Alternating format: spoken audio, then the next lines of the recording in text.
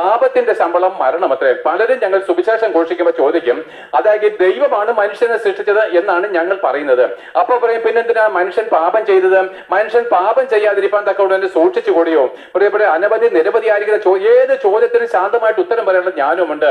എന്നാൽ മനുഷ്യന്റെ പാപവും പാപത്താൽ ഉളവാകുന്ന മരണവും ദൈവത്തിന്റെ സ്നേഹവും ദൈവം നമ്മളെ എങ്ങനെ സ്നേഹിച്ചു എന്നുള്ളതും ഒക്കെ ഞങ്ങൾ അല്പമായിട്ട് ഞങ്ങൾ പറയുമ്പോൾ ഇതിനെപ്പറ്റി കൂടുതൽ അറിയണമെങ്കിൽ ആരെങ്കിലും ഇതുപോലുള്ള ഉപദേശമാരെ വ്യക്തിപരമായിട്ട് അറിയാമെങ്കിൽ അവരോട് കൂടുതൽ ചോദിക്കുകയും ദൈവവചനമായിരിക്കുന്ന ബൈബിൾ നിങ്ങൾ പഠിക്കുകയും ചെയ്താൽ എല്ലാത്തിനും ഉത്തരം കിട്ടും. പ്രിയപ്പെട്ട ബൈബിൾ എന്ന് പറയുന്നത് അതൊരു മതഗ്രന്ഥമല്ല.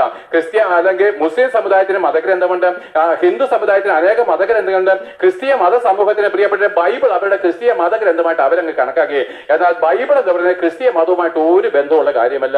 ക്രിസ്തീയ മതത്തിന് ബൈബിൾ എന്തെന്നോ ബൈബിളിനകത്തുള്ള ദൈവസ്നേഹം എന്തെന്നോ തിരിച്ചറിയാൻ കഴിഞ്ഞിട്ടില്ല. അവരും എന്താണ് ബൈബിൾ മാറ്റിവെച്ചിട്ട് അവരവരുടെ പാരമ്പര്യത്തെ സ്വീകരിക്കുന്നവരാണ്. എന്നുവെച്ചാൽ ദൈവവുമായിട്ട് ഒരു ബന്ധവുമില്ലാത്ത ഒരു വർഗ്ഗമാണ് ക്രിസ്തീയ മതവിശ്വാസികൾ എന്നുള്ള കാര്യം ഞാൻ നിങ്ങളോട് തുറന്നു പറയുകയാണ്.